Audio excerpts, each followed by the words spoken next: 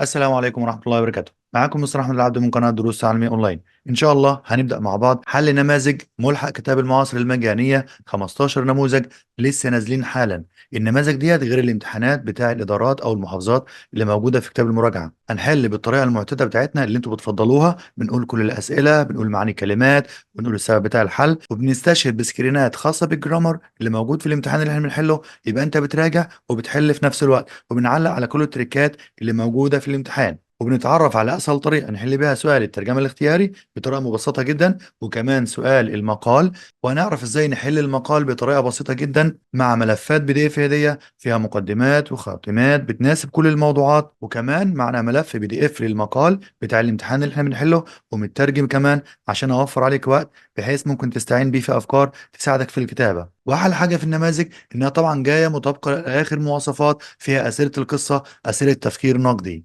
ممكن تحمل ملف النماذج ديت بتاع المعاصر، موجودة في الوصف أسفل الفيديو، وكل الملفات اللي قلت لك عليها هتلاقيها موجودة في الوصف ولينكات الفيديوهات اللي فاتت. نبدأ مع بعض. أول سؤال، طبعا أول سؤال هنا عندنا في الامتحان، اختار إجابتين من خمسة. choose the two correct answers out of the five options given. number one, can you repeat your question in other words؟ واحد بيقول للتاني، هل ممكن تكرر أو تعيد السؤال بتاعك بكلمات أخرى؟ it's not clear، ليس واضح. The antonyms of clear are، انا عايز بقى المضادات بتاعت كلمة clear اللي هي واضح. طبعا اول حاجة هتبقى ambiguous يعني غامض، طبعا obvious واضح مش هتنفع، vague غامض برضو تمام، bright لامع، cloudy يعني مغيم، طبعا letter A و letter C. Number two, a good leader should have some qualities as being. القائد الجيد يجب ان هو يبقى عنده بعض الصفات، زي كونه ايه يا ترى؟ هو الاكستريمست، طبعا يعناها اللي هو متعصب او متطرف، او fair عادل، violent شرير، wise حكيم، stubborn عنيد. طبعا واضحة جدا، هتبقى كلمة fair يعني عادل، وكلمة wise يعني حكيم او عاقل. بعد كده اختار إجابة من أربعة. نمبر 1، this party is boring، الحفلة ديت مملة. we a good time، الحفلة دي مملة، فبالتالي احنا بنقضي، يعني لا نقضي وقت جيد. خلي بالك المعنى كله منفي، بس يا ترى هقول don't have ولا aren't having، didn't have، hadn't had؟ مبدئيا مش هينفع اقول hadn't had ولا didn't have عشان ده حدث في الماضي. طب اقول don't have ولا aren't having؟ هو بدأ لي هنا this party، هذه الحفلة مملة، اذا بيتكلم على حدث بيتم دلوقتي، فبالتالي هنقول aren't having. يبقى هنا this party is boring، هذه الحفلة مملة، we aren't having a good time، نحن لا نقضي الآن وقت ايه؟ وقت ممتع او وقت جيد. حد يقول لي يا مستر having اصلا غلط، لان have لا يضاف لها ing. كلامك مظبوط لو كانت have معناها يمتلك، لكن هنا have جاي مع كلمة time معناها spending time. Number two, children like listening to and reading. الأطفال طبعا بيحبوا الاستماع إلى reading إيه؟ letter A locks اللي هو طبعا جمع قفل أقفال، أو ممكن أقول عليها تأمين. rhymes اللي هي طبعا القافية أو السجع. rhythms اللي هي الإيقاعات، ولا gravels اللي هي الحصى؟ طبعا letter B rhymes.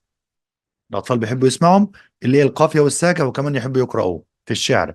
Number three, I my computer very often. يا ترى اقول I'm not using، am not used، doesn't use، don't use؟ مبدئيا كلمة very often معناها ايه؟ معناها يعني في كثير من الأحيان، فبالتالي أنا بتكلم هنا على present simple tense مضارع بسيط، يبقى طبعا الجملة الصح هتبقى letter D don't use. يا مستر طب ليه ما قلتش I am not using؟ لو كان قال I am not using my computer كان ممكن يقول at the moment أو now. Number four, there is space في هنا نقط S sound in the word city. خلي بالك وانت بتقول كلمة city، شايف نطق اللي هي الاس ديت؟ يا ترى اقول قبل الحرف الاس ده ولا ان ولا ذا ولا نو ارتكل؟ وزي ما قلت لكم في المقدمة بتاع الفيديو، هنستشهد بسكرينات خاصة بالجرامر، هنرجع للوحدة الرابعة بتاعتنا صفحة 199 لما كنا بنتكلم على الديفينيت ارتكلز والانديفينيت ارتكلز، وقلنا الفرق بين وان لما استخدمهم. طبعا ممكن توقف السكرينة وتقرأ الحاجات دي كلها براحتك، بس انا هحاول اركز على النقطه اللي تهمنا. طبعا الفرق بين وان، بنستخدم طبعا قبل اسم مفرد معدود يبدأ بصوت ساكن وليس حرف ساكن اسمه صوت ساكن، a table a house a boy وهكذا. كمان بنجيب قبل اسم مفرد معدود يبدأ بالحروف EW EU U عندما تنطق كحرف واي، زي مثلا a university a uniform وهكذا. بنستخدم قبل اسم معدود مفرد يبدأ بصوت متحرك، an apple an egg an orange an eagle وهكذا. تمام. بنستخدم قبل اسم مفرد معدود يبدأ بحرف ساكن لا ينطق يلي صوت متحرك، زي الكلمتين المشهورين كلمة hour وكلمة honest. أقول an hour an honest man an honest person. ركز بقى، يمكن استخدام وأن قبل اسم معدود مفرد لإعطاء تعريف للكلمات، زي كلمة a doctor is someone who works in a hospital to help and treat patients. يبقى أنا لما بعمل تعريف بجيب قبل الكلمة اللي بعرفها. النقطة السادسة بقى ورقم 7 دول مهمين جدا. قبل الاختصارات التي تنطق كحروف منفصلة بنستخدم أو آن حسب بداية نطق الحرف. يعني إيه؟ My friend sent an SMS. وأنا بقول حرف الاس طلع مني صوتي أو أول حاجة قلتها إذا ده صوت متحرك، فبالتالي جبت آن. There is an M letter in the word. برضو نفس الكلام، بداية حرف الام وانا بنطقه صوت متحرك. امال لو قلت مثلا اختصار مثلا زي DVD، طبعا هنا اقول DVD وليس ان DVD. خلي بالكم من الحاجات دي. قبل كلمة one كصفة بنستخدم لأن one تبدأ بصوت ساكن ينطق مثل W. I found a $1 banknote on the floor. This is a one way street. طريق ذو اتجاه واحد. لما نرجع للسؤال بتاعنا يبقى there is كده بقت واضحة. And a sound in the word city. Number 5. I was made not a fine for not wearing the seat belt. عايزوا أنا تم إجبار إن أنا أدفع غرامة. كلمة فاين معناها غرامة عشان طبعا عدم ارتدائي حزام الأمان. يا ترى أقول pay paying to pay bail. طبعا ديت كانت موجودة، مش موجودة في الجرامر الأساسي بتاع المنهج، موجودة في الجراماتيكال هنتس اللي في آخر كل وحدة صفحة 150 الوحدة الثالثة.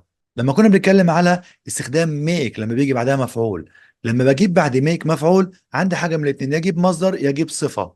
خلي بالك طبعا ممكن يكون معناها يجعل، فاقول مثلا لما اجيب فاعل ميك بجيب مفعول اجيب صفه، او مفعول اجيب فيرب تو بي اجيب ميد وصفه. ركز في المعنيين او المثالين يعني.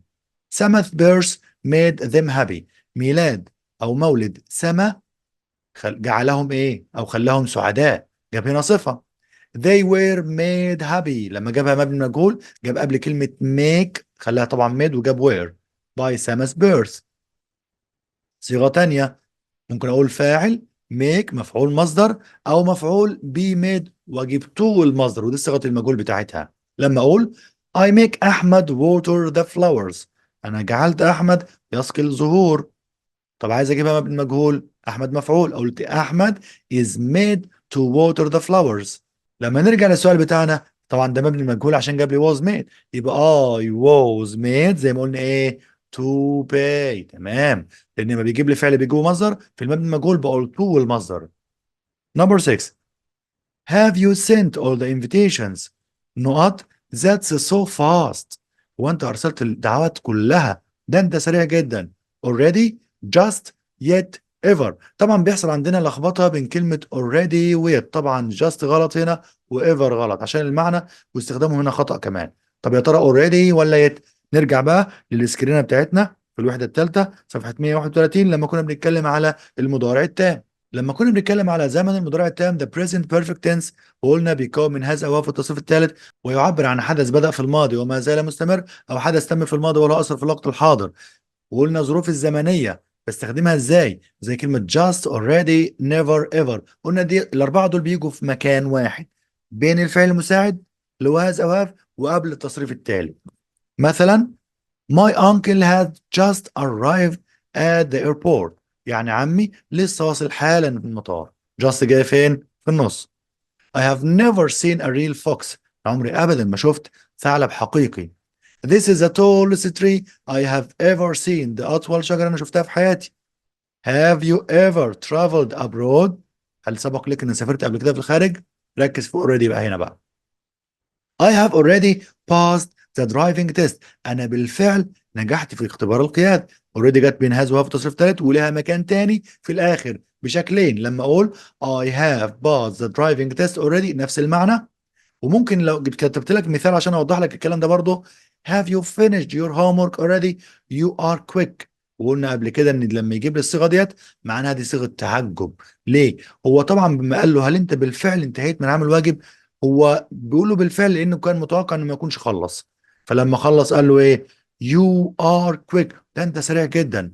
لكن لو استخدم لي ديت هنا بتعبر عن ايه؟ ان حدث يعني لم يتم حتى الان ويتوقع حدوثه قريبا، بس اوريدي هنا العكس، هو خلص قبل الوقت المتوقع للانتهاء من العمل بتاعه، عشان كده في تعجب ودهشة. لما نرجع لسؤالنا واضحة جدا بقى، يبقى ايه؟ يبقى already. Number 7. The teacher wrote the names of the winning students on the. المدرس كتب اسماء الطلاب الفائزون on the على ايه؟ يا ترى اقول chat broad، طبعا chat broad يعني دردشة في مجال واسع، يعني ناس كتير بتعمل دردشة مع بعضها. نوتيس بورد لوحة الإعلانات. جارد روم الحجرة أو الغرفة بتاع الحرس أو الحارس. تشينجينج روم غرفة تغيير الملابس، طبعا هتبقى إيه؟ نوتيس بورد لوحة الإعلانات. نمبر 8 or an نقاط is someone who hurts or frightens someone، ده شخص بيؤذي أو بيخيف شخص آخر who is smaller أصغر منه or less powerful than them أو أقل في القوة منه. طبعا ده مين؟ طبعا بولي اللي هو إيه؟ اللي هو المتنمر أو البلطجي. طبعا ما ينفعش أقول بيولوجيست عالم أحياء، expert خبير، archaeologist عالم اللي هو خاص بالآثار يعني عالم آثار، طبعا ما ينفعوش. نمبر 9 The not between smoking and cancer is very clear. يقول لك ايه بين السرطان والتدخين؟ واضح جدا. اقرأوا الكونكشن اتصال وارتباط، disconnection انقطاع، donation تبرع، transplant اللي هو نقل الاعضاء. طبعا واضحه جدا. letter A connection في اتصال وعلاقه بين التدخين والسرطان. Number 10 the strict diet he follows، عايز اقول لك نظام الغذاء الصارم اللي هو بيتبعه makes him go جعله يبقى ايه؟ healthy صحي، ازاي نظام قارس يبقى صحي؟ powerful قوي، pale شاحب، strong قوي، طبعا واضحة go pale يعني يجعل وجهه شاحبا. number 11 do you know the most enormous animal on land؟ هل تعرف أضخم حيوان على كوكب الأرض؟ another word for enormous in this question is كلمة أخرى لكلمة enormous عايز مرادف لها يعني. هل هتبقى passive سلبي، gigantic اللي هو ضخم جدا، positive إيجابي، fantastic رائع، طبعا هتبقى letter B gigantic ضخم. number 12 after the match he preferred to، بعد المباراة هو فضل يعمل إيه؟ with a cup of tea مع فنجان شاي، طبعا ده رايق قوي. stress مضغوط، sleep ينام، worry يقلق، relax يسترخي، طبعا هيستريح بعد ما فاز في الماتش زي ماتش الاهلي كده الاولاني، وطبعا ايه شرب كوبايه شاي. Number 13 my grandpa once not me a present. خلي بالك grandpa جده once احنا قلنا معناها ايه فاكرين؟ ذات مره خدناها في الباص سيمبل تنس في الوحده الاولانيه. ما يقول لي هنا جده ذات مره اعطاني هديه، طبعا ماضي بسيط يبقى gave me a present. Number 14 I suggest رودينا not engineering like her mother. انا بقترح ان رودينا يعني تدرس الهندسه زي مامتها. ركز معايا بقى، في ناس هتتسرع وتختار studying، هقول لك غلط لسبب معين لما نشوف السكرينه اللي هوريها لك دلوقتي. خدنا في الوحده السادسه صفحه 278 في كتاب المعاصر لما كنا بنتكلم على استخدام suggest، وقلنا ان suggest معظمنا بيجيب وراها اي ان جي، وده صح طبعا لو كانت فعل مباشره بتجيب اي ان جي فيه. وقف السكرين لو عايز تقرا كل حاجه. كلمة suggest و recommend و advise و ask الكلمات ديت لما بيجي ممكن يجي بعدها ذات وجملة كاملة، ممكن ما اجيبش ذات بس اجيب جملة كاملة. بس اهم نقطة بقى الجملة الكاملة دي يا مستر فاعل، بعد الفاعل بيجي فعل مصدر مع كل الضمائر او شود والمصدر. تاني فعل مصدر مع كل الضمائر او ايه او شود والمصدر. فبالتالي مثلا اقول ايه I suggested that سما join the school trip. انا بقترح ان سما تنضم وتلتحق بالايه بالرحله المدرسيه. ناس كتير هتقول لي يا مستر مش سما مفرد يبقى join احط فيها اس، خطا. ده لان هي دي القاعده بقى اللي بقول لك عليها. suggest بيجي وراها جمله كامله يبقى الفعل فيها مصدر او شود والمصدر مع كل الضمائر. ممكن اقول I suggest that سما should join the school trip.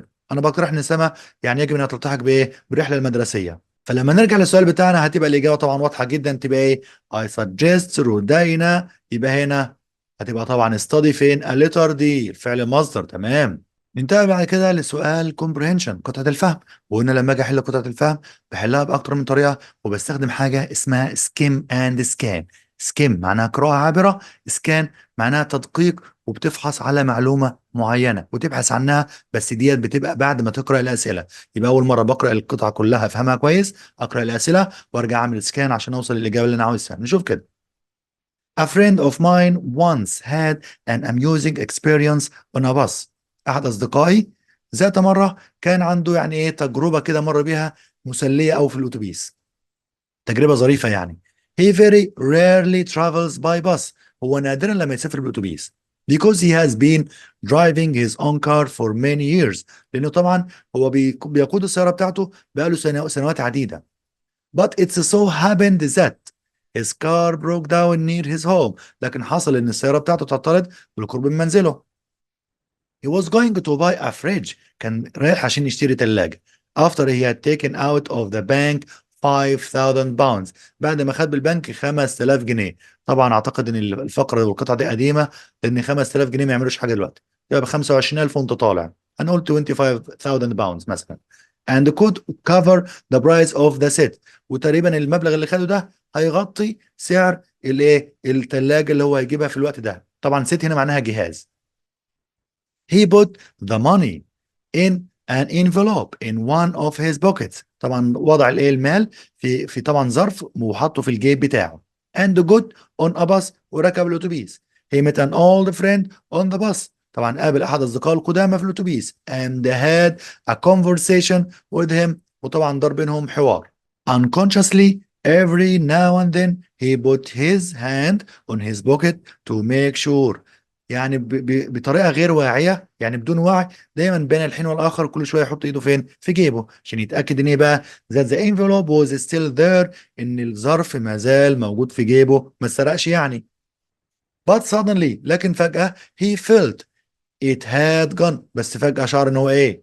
يعني اتسرق. He looked at the faces of the people around him. قاعد يبص له ايه؟ وشوش الناس اللي حواليه يعني. But couldn't know which was the thief. لكن ما قدرش يعرف فين اللص فيهم. He didn't lose his nerve. طبعا لم يفقد أعصابه، كان هادي خالص. And with a smile وابتسامة said to his friend. قال لصديقه اللي بيتكلم معاه ايه؟ A foolish thief has taken from my pocket an envelope. في لص، وطبعا بيعلي صوته، في لص غبي أحمق خد ظرف من الجيب بتاعي. which is full of a newspaper أو newspaper cuttings. مليان بقصايص ايه؟ جرايد. about a subject عن موضوع أنا شغال عليه. مثلا I'm going to write an article. أنا هكتب مقال for my paper للجريدة بتاعتي. I think the fool thought it was full of money. أعتقد إن الأحمق ده اعتقد إن الظرف مليء بالمال. Everybody heard what he said. كل الناس طبعا سمعت صوته وهو بيتكلم. And the man looked down and saw his envelope under the feet of the passengers. وبعد شوية بص لقى الإيه؟ الظرف مرمي تحت أقدام الركاب. He picked it. شال الظرف. As he was anxious to count the money in it. وقلقان إنه عايز يعرف عدد الفلوس، يعني نقصت ولا لأ. He left the bus the next stop. غادر الأتوبيس المحطة التالية. He was happy to find all the 5000 pounds in the envelope. كان سعيد إنه وجد كل ال 5000 جنيه موجودين في الظرف. نشوف أول سؤال. The writer's friend pretended to be a. صديق الكاتب ادعى to be a. ادعى إن هو إيه؟ يا ترى هو الباص درايفر، جورناليست، بوليسمان، ثيف. احنا قلنا طبعا إيه؟ ادعى إن هو إيه؟ صحفي، لان بقول لك الظرف فيه قصايص هكتب مقال في الجريده. نمبر 2. The thief threw the envelope on the bus floor because. اللص رمى الظرف في الاتوبيس او في ارضيه الاتوبيس ليه؟ طبعا هنا هو تم خداعه. He was tricked into believing that it had no money. يعني هو تم خداعه ان اعتقد ان ليس في الظرف اي مال. طبعا مش هينفع اقول سي، لان سي هو تم خداعه ان الظرف لا يحتوي على قصاصات الصحف، هو ما كانش عايز يسرق القصاصات بتاع الصحف. تمام، فبالتالي بي هي اللي صح. نمبر 3. The writer's friend had his money back. صديق الكاتب يعني استرد المال بتاعه. ليه؟ طبعا لانه اصل اللي عمله كله because he behaved wisely. اتصرف بعقلانية وحكمة. Number 4. The thief was really. اللص فعلا ايه؟ ده هبل جدا طبعا، ايه؟ foolish، احمق وغبي. Number 5. The underlined sentence، الجملة اللي تحتها خط، he didn't lose his nerve. احنا قلنا معناها ايه؟ لم يفقد اعصابه. which is mentioned in the passage means most likely that. تقريبا يعني معناها قريب من ايه؟ طبعا هتبقى قريبة من ايه؟ the writer's friend stayed calm، ولا the writer's friend became nervous، ولا the writer's friend became furious غضبان جدا، ولا the writer's friend stayed tensioned اصبح متوتر او ما زال متوتر. طبعا اول واحدة letter A. the writer's friend stayed calm، ان صديق الكاتب يعني حافظ على نفسه واصبح هادئ. Number 6. After the writer's friend found the envelope، بعد صديق الكاتب ما وجد الظرف، he was not to count the money in it. كان ايه طبعا؟ يبقى المفروض اقول he was. يا ترى اقول wise، worried، intelligent، foolish؟ ما جابش ولا كلمة من دول في القطعة، بس جاب في القطعة anxious، كان قلقان. يبقى ايه؟ يبقى letter B worried. Number 7. The word rarely can be replaced by. كلمة rarely ممكن استبدلها بايه؟ طبعا seldom، لان rarely معناها نادرا، وseldom معناها برضو نادرا. نيجي بعد كده نحل سؤال الترانسليشن، الترجمه. وقلنا الترجمه الاختياري معظمنا بيستسهلها ويقول ده سهله جدا ما فيهاش مشكله، لكن في تريكات ممكن تخدعنا ونقع فيها. وكلمنا قبل كده على الترجمه بطريقه مبسطه جدا في الفيديو الاولاني اللي هو موديل 1 في كتاب المراجعه، الرابط بتاعه موجود في الوصف اسفل الفيديو، اللي هو كان امتحان محافظه القاهره في الدقيقه 20 في الفيديو. اضغط على اللينك وادخل على الفيديو وشوف من الدقيقه 20 حوالي 5 دقائق كده بشرح لك فيها ملخص الترجمه الاختياري. تمام؟ افترض انك وقفت الفيديو وشفت الفيديو التاني ورجعت لي تاني عشان تكمل معايا. نشوف كده. وانت بتترجم زي ما قلنا استبعد الاجابه الخطا، وكمان قسم الترجمه بتاعتك عشان ما تسرحش في الترجمه. Everybody should have a goal in their life. It's also important to do our best to achieve our goals. نشوف اول حاجه، يجب ان يكون لكل شخص هدف في حياته. تمام. وهي مهمه ايضا ان نبذل قصارى جهدنا لتحقيق اهدافنا. طب هو بيقول لك هنا it's also important to do، يبقى هنا وهي مهمة. ايه اللي هي مهمة؟ مش عايدة على حاجة، فبالتالي كلمة مهمة دي غلط. يجب ان يكون لكل شخص مرمى في حياته، هي كلمة جول مش معناها مرمى هنا، معناها هدف، فدي غلط. يجب ان يكون لكل شخص هدف في حياته، واعتقد دي ماشية صح. كمل. ومن المهم ايضا ان نبذل قصارى جهدنا لتحقيق هدفنا، اعتقد دي صح. يجب ان يكون لكل شخص هدف في حياته، ومن المهم فقط، لا، دي اسمها ايضا. اذا دي الاخطاء اللي موجوده في الجمل اللي عندنا، يبقى اجابتنا فعلا لتر سي. تمام. الترجمه الثانيه، اختار الترجمه الانجليزي الصح. لعلك تعلم ان المال وحده لا يمكن ان يجعل الانسان سعيدا، فكل من السعاده والصحه مثلا لا يمكن شراؤهما بالمال. نشوف واحده واحده. You may know that money alone can't make a person happy. هناخد لحد هنا ونشوف الجمل التانية. You know that money alone. You know، هو قال هنا لعلك تعلم، فبالتالي ما قالش هنا may، يبقى no هنا غلط. طب الجملة الثالثة letter C. You may know that money alone can't make a person happily. هو happy ولا happily؟ لا طبعا مش بسعادة، معناها سعادة بس أو سعيد بس. letter D. You may know that money alone can't make a person happy. هو هنا ديت صح. طب نشوف بقى كده، فاضل عندنا A و D. الجزء الثاني من الجملة. For example both happiness and health can't be bought with money. الثانية for example all happiness and health، هي كلمة فكلا من مقصود بها both and، فبالتالي هنا كلمة all غلط. يبقى الإجابة الصح عندنا فعلا letter A. يبقى أنت لازم تتأكد إجابتك وتشوف الفرق بين الجمل وبتركز، عشان في أوقات في كلمات متشابهة في السبيلنج أو كمان قريبة في المعنى. جه دلوقتي دورنا مع حل القصه بتاعتنا تريجر ايلاند، جزيره الكنز. وقلنا الملف اللي هتحملوه فيه جزء ملخص للايه القصه بتاعتنا ومترجم كمان. نشوف اول سؤال. What do you think of what the captain gave the inn owner؟ يا ترى في رايك، يعني ما رايك في ايه what the captain gave اللي الكابتن اعطاه لذا inn owner اللي هو مالك الحانه، اللي هو والد مين؟ والد جيم. وطبعا فاكرين الكابتن لما قلنا عليه ان اولد سيلور ابايريت، كان قرصان. وطبعا اما راح طبعا عشان يقيم في ادميرال بيمبو اللي هي الحانه اللي قاعد فيها، الفندق الصغير اللي قاعد فيه ده. وكمان كان مظهره زي ما انتم فاكرين، كان مظهره متبهدل قوي، وكان فيه سكار بتاع ضربه سكينه او حاجه زي كده. وكان كمان طبعا كان عنده الخريطه السريه بتاع الكنز. ممكن نقول he gave him 3 or 4 gold coins، اداله 3 او 4 عملات ذهبيه. I think it was not enough to pay for his long stay there. واعتقد ان طبعا دول مش كفاية ان هو هيقعد فترة طويلة عندهم. شوف السؤال التاني. If you were Mr. Trelawney, would you tell the crew؟ هل كنت هتخبر الطاقم about the treasure عن الكنز؟ why and why not؟ فاكرين مستر تريلوني اللي هو قلنا عليه الايه local nobleman، كان رجل نبيل. فاكرين هو he arranges the voyage، كان بيرتب رحلة to the island to find the treasure.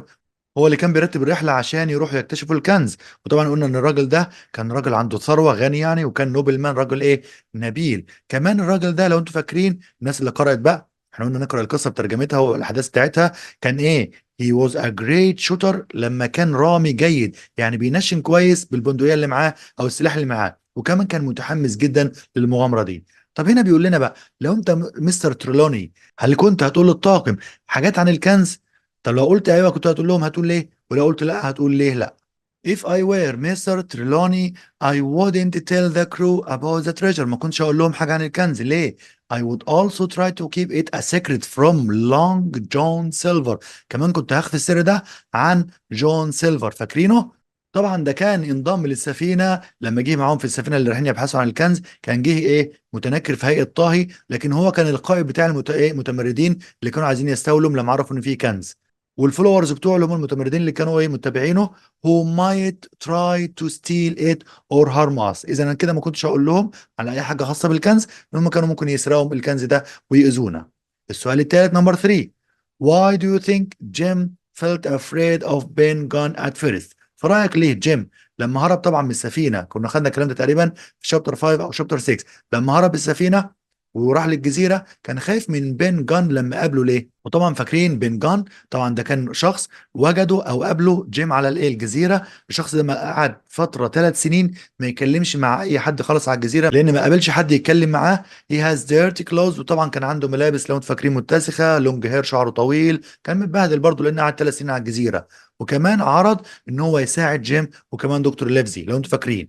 اذا ممكن اقول هنا ايه، جيم felt afraid at first، هو طبعا كان خايف في الاول when he saw something jumping behind a tree، لما شاف شيء بيقفز خلف الشجرة، and he didn't know if it was a man or an animal، طبعا ما كانش عارف هل ده رجل ولا حيوان.